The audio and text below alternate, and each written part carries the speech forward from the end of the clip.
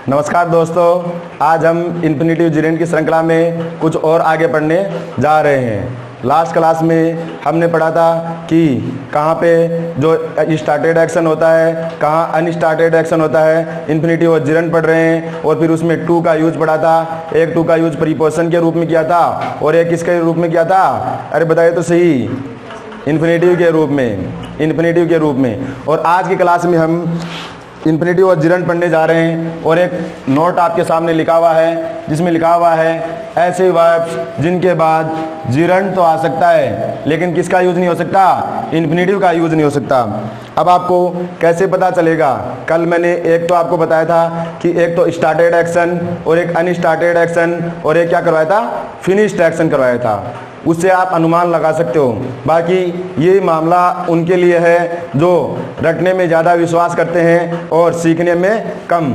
लेकिन अगर ढंग से सीखोगे तो फिर आपको इसकी ज़रूरत नहीं पड़ने वाली, क्योंकि मैं उसी मेथड से स्टार्टेड, अनस्टार्टेड और फिनिश एक्शन से इस आज वाले जो लेक्चर है उसको भी उसी के साथ में समाप्त करने वाला हूँ। बाकी ये पैटर्न इसलिए मैंने बनाया क्योंकि अब ऐसा नहीं है कि जो बोर्ड पे लिखी हुई है वही वर्ब्स ऐसी है, लेकिन मैंने मैक्सिमम कवर करने की कोशिश की है। उसके अलावा अगर कुछ बचेगा तो आप उसको स्टार्टेड और अनस्टार्टेड एक्शन से भी क्या कर सकते हो? कवर कर सकते हो। अब देखिए, हम एक एक करके पहले उन वर्ब्स को देखेंगे और उसके बाद में हम उनसे रिलेटेड एग्जाम्पल्स को करेंगे और एग्जाम्पल्स के माध्यम से पहले तो इन वर्ब्स के माध्यम से देखेंगे, फिर हम स्टार्टेड, अनस्टार्टेड एक्शन उनके बारे में जानेंगे। और जैसे जैसे हम आगे बढ़ेंगे तो फिर बाद में आगे देखेंगे कि ऐसी वर्ब्स भी आएगी जिनके बाद सिर्फ इन्फिनेटिव का यूज हो सकता है लेकिन जिरेंड का नहीं। फिर नेक्स्ट सेक्शन में हम देखेंगे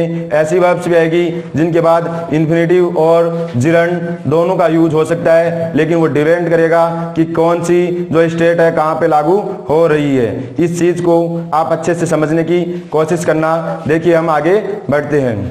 अब यहाँ पे ध्यान दीजिए, पहली वर्ब लिखी हुई है आपके सामने अवॉइड, सेकंड नंबर पे है इंजॉय, फिर नेक्स्ट एप्रिशिएट, फिर माइंड, फिर कांट हेल्प। आप सोच रहे होंगे कि ये कांट तो यहाँ पे मॉडल है और मॉडल के बाद हेल्प क्या है? यहाँ पे बताओ तो सही।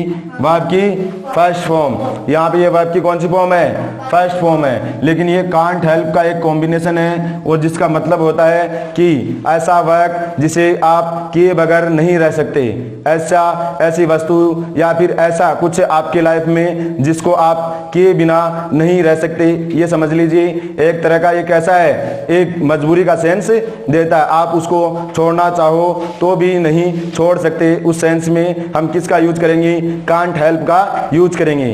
अब मेरे को आप बताइए कि अगर ऐसा वर्क है जिसे आप छोड़ नहीं सकते तो बताइए वो स्टार्ट हुआ कि नहीं हुआ? बिल्कुल हुआ, क्योंकि स्टार्ट हुआ तो उसके साथ में बताओ इन्फिनेटिव का यूज हो सकता है क्या? बिल्कुल नहीं होगा। तो यहाँ पे ये क्या है? ये कांट हेल्प है। फिर इसी का पास्ट कुडंट हेल्प हो जाएगा कंसीडर। अब बताओ मेरे को, आप किसी को कंसीडर कर रहे हो, समझने की बात है। किसी को कंसीडर करोगे, आप बताओ किसी से मिले बगैर या किसी वस्तु को देखे बगैर, किसी जो चीज है उसको परखे बगैर आप उसको कंसीडर कर सकते हो क्या? इसको कंसीडर समझने के लिए बताओ उसको कम से कम एक बार तो आपको उससे मिलना होगा कि नहीं होगा? और अगर मिलोगे तो एक्शन स्टार्ट हुआ कि नहीं हुआ? हुआ।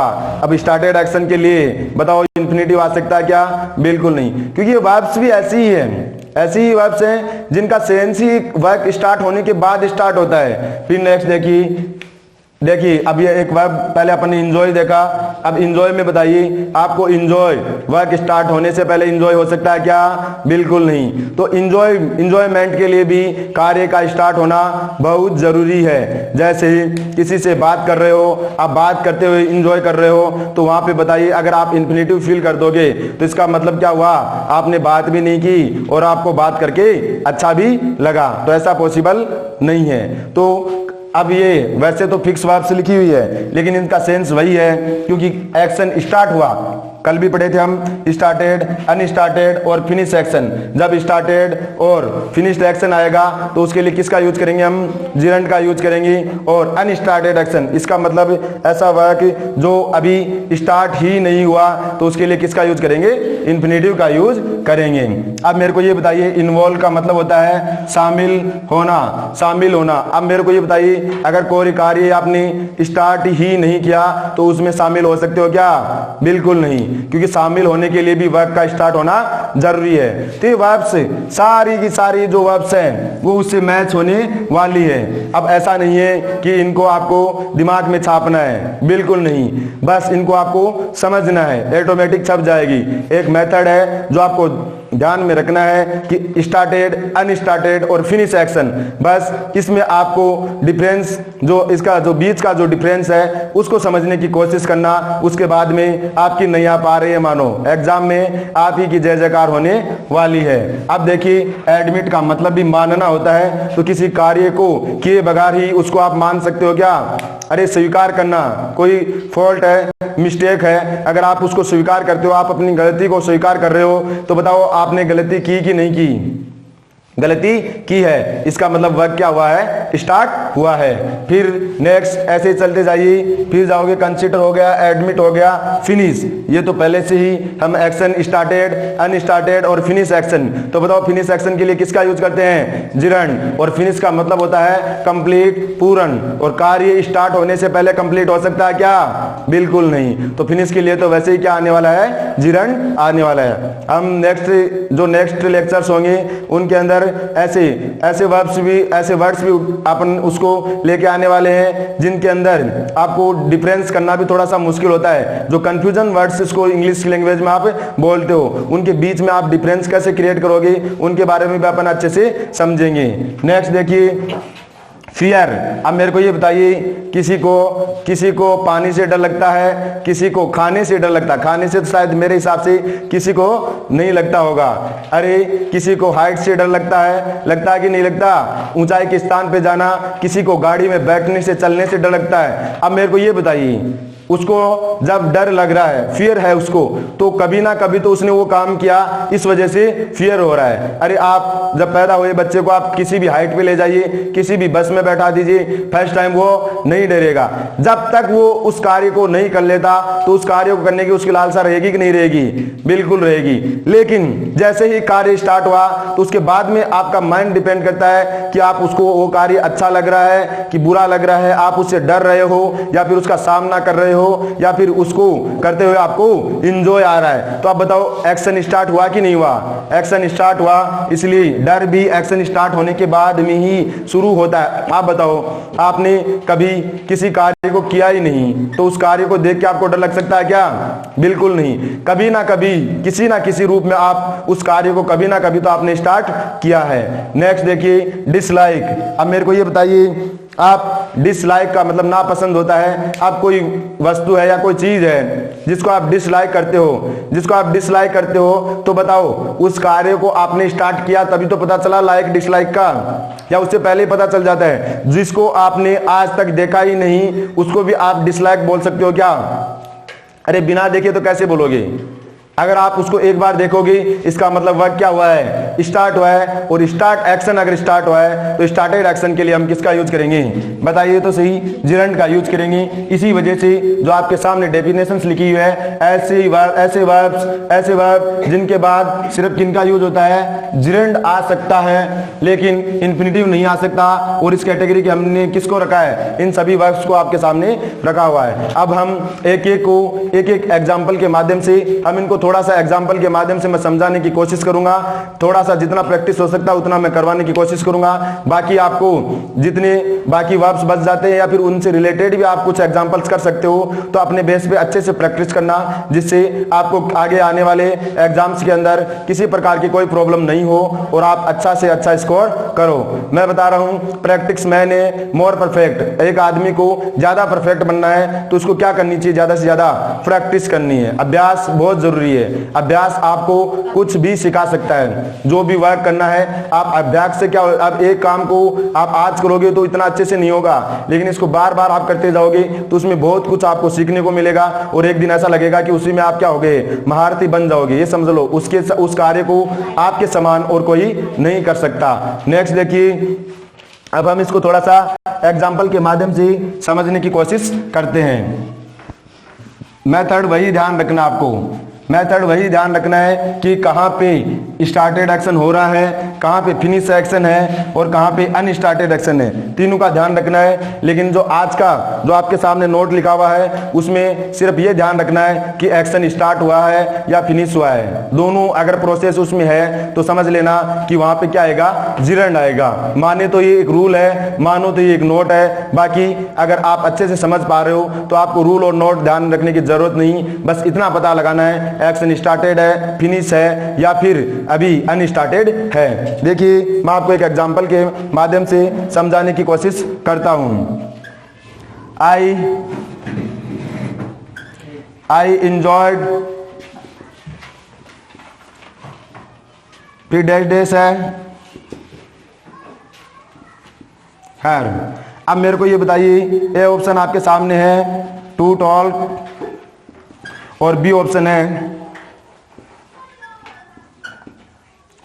दो ऑप्शन आपके सामने है। आपको सिर्फ 2 सेकंड का मैं टाइम देता हूं और जो एक बार यहाँ पे आपको वीडियो को पॉज करना है और अच्छे से क्लिक करने के बाद आप अपना आंसर देखना कि उसमें क्या आ रहा है क्या नहीं आ रहा। देखिए, आपके सामने लिखा हुआ है, पहले अपन अपना जो मेथड है स्टार्टिंग से हम जो मेथड करते हैं उसी मेथड से करेंगे। आई यहाँ पे सब्जेक्ट है, ये क्या है, वर्ब की सेकंड फॉर्म है। अगर वर्ब की सेकंड फॉर्म है और यहाँ पे हर किसी पर्सन के लिए यूज होता है तो इसका मतलब ये क्या है, ऑब्जेक्ट है। तो बताइए, यहाँ पे ऑब्जेक्ट है, इसका मतलब इससे पहले वर्ब चाहिए कि नहीं चाहिए, और वर्ब भी कैसे चाहिए, ट्रांजिटिव वर्ब चाहिए।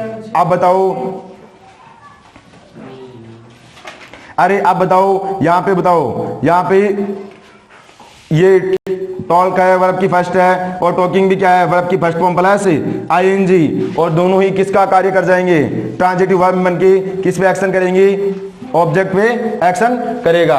फिर ये टू टॉक और टॉकिंग दोनों किसका कार्य कर जाते हैं, नाउन का भी कार्य करते हैं। एक इन्फिनेटिव बन जाता है और एक क्या बनता है, जिरंड बनता है। अब देखिए, अब बताओ इसमें क्या आना चाहिए, टू टॉक या टॉकिंग। पहली बात तो आप मेरे को बताइए, इसमें एक्शन स्टार्टेड या अनस्टार्टेड, अरे स्टार्टेड है या अनस्टार्टेड है या फिनिश एक्शन है, स्टार्टेड एक्शन है। अब स्टार्टेड के लिए बताओ इन्फिनेटिव का यूज करेंगे क्या, बिल्कुल नहीं। और यहाँ पे क्या आएगा फिर, टॉकिंग, आई एंजॉय टॉकिंग हर, इसका मतलब क्या होगा, आई एंजॉय टॉकिंग हर, इसका मतलब समझ रहे हो आप कि वो है मैं एंजॉय करता हूँ, किससे बात करके, आपसे बात करके। अब बताओ मेरे को ये बताइए, जब बात कर रहे हो तभी तो एंजॉय होगा, या फिर आपको बिना बात किए ही आप इंजॉय पहले से, अरे किसी से मिले नहीं, किसी से बात नहीं कर रहे, बात की भी नहीं, और फिर आप किसी को बता रहे हो कि मैं उनसे बात करते हुए इंजॉय कर रहा हूं। अरे जिस पर्सन से आप मिले ही नहीं तो उससे बात करके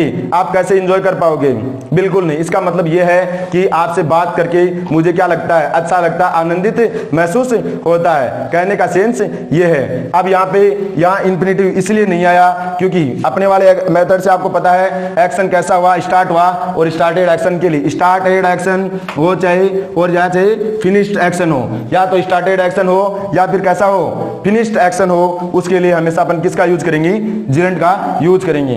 अब बताओ, अगर ऐसा ही क्वेश्चन आपके एग्जाम में आए तो आपको इसको सॉल्व करने में किसी प्रकार की कोई प्रॉब्लम होने वाली है क्या, बिल्कुल नहीं, आप आसानी से इसको सॉल्व कर पाओगे। नेक्स्ट देखिए, अब आपको मैं नेक्स्ट एग्जांपल लिखवा रहा हूं। यहां देखिए, I can't help dash dash dash,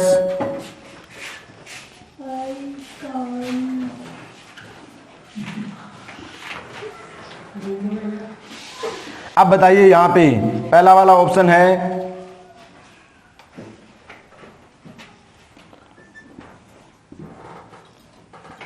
to talk और बी ऑप्शन है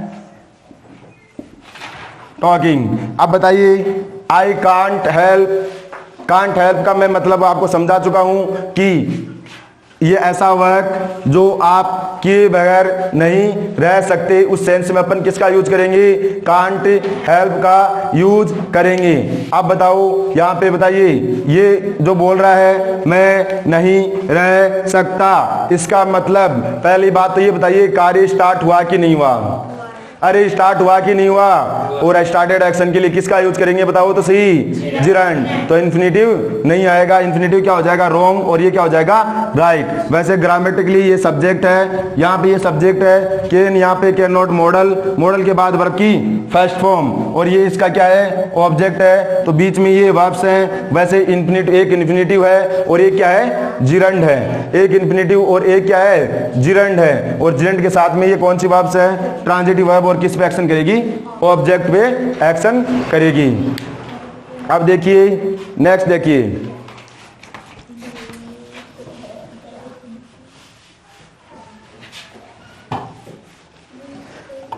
एक एग्जांपल हम देखते हैं, डिसलाइक का देखते हैं। जैसा कि इस एग्जांपल में दे रखा है, आई इंजॉय, सॉरी इंजॉय का हो गया आई डिसलाइक, आई डिसलाइक। अच्छे से इसको ध्यान से देखना और सोल्व करना, फिर जो आपका आंसर होता है उसको राइट क्लिक कीजिए, उसके बाद में उसका आंसर चेक कीजिए। आई डिसलाइक, एक डैश डैश दे रखा है और फिर बाद में दे रखा है अदर। अब मेरे को ये बताइए, इसमें ए ऑप्शन दे रखा है क्रिटिसाइजिंग,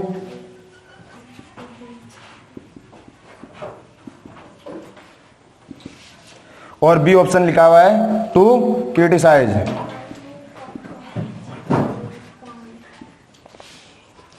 अब बताइए, यहाँ पे आपके सामने दो ऑप्शन है, एक है क्रिटिसाइजिंग और एक क्या है, क्रिटिसाइज। इसका मतलब मैं ना पसंद करता हूँ या फिर मुझे अच्छा नहीं लगता दूसरों को क्रिटिसाइज करना, दूसरों की आलोचना करना, दूसरों की बुराई करना।